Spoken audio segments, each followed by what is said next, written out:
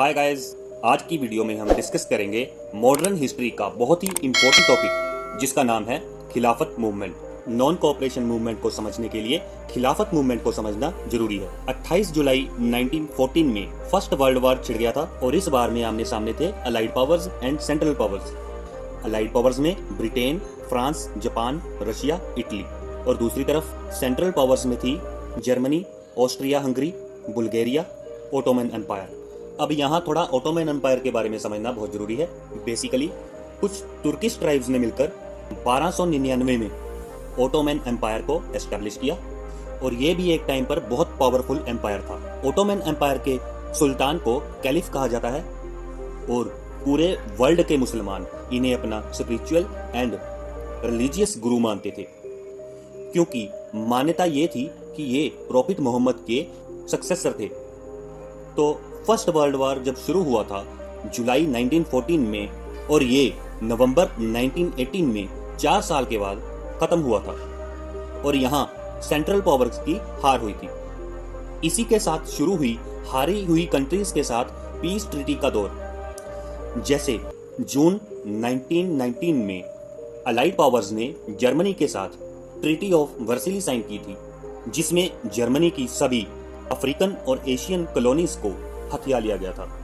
इसके अलावा जर्मनी पर बहुत ज्यादा हार्श रिस्ट्रिक्शंस लगाए गए थे और अब बारी थी ओटोमन एम्पायर की। यहाँ पर अलाइड पावर्स ओटोमन एम्पायर के साथ ट्रीटी ऑफ सेवरे साइन करना चाहते थे और प्लान ये था ओटोमन एम्पायर की सभी नॉन टर्किश टेरिटरीज जैसे Palestine, Syria, Lebanon, Iraq, Egypt, इनको अपने कब्जे में ले लेंगे। इन नॉन तुर्किश टेरिटरीज में कई सारी इस्लामिक होली प्लेसेस थी और अगर caliph treaty of Sevres sign करते हैं तो उनका कंट्रोल इन होली प्लेसेस में से खत्म हो जाएगा। इसीलिए पूरे वर्ल्ड के मुसलमान नाराज थे।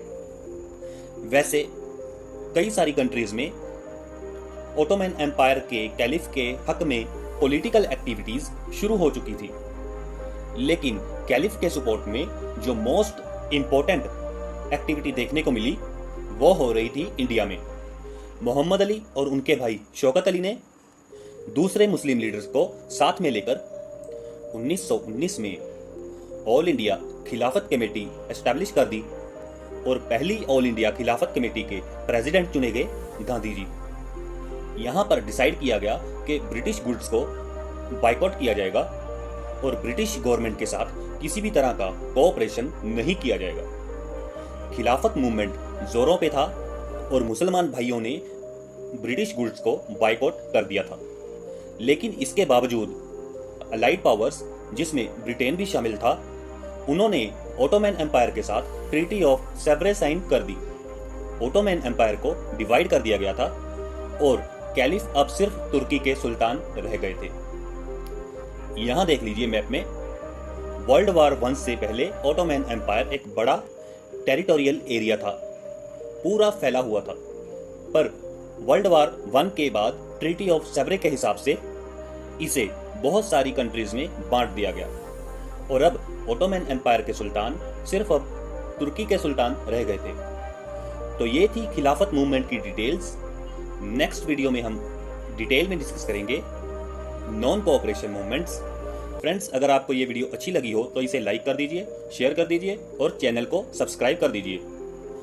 फिर मिलेंगे एक नए टॉपिक के साथ। Thank you for watching friends.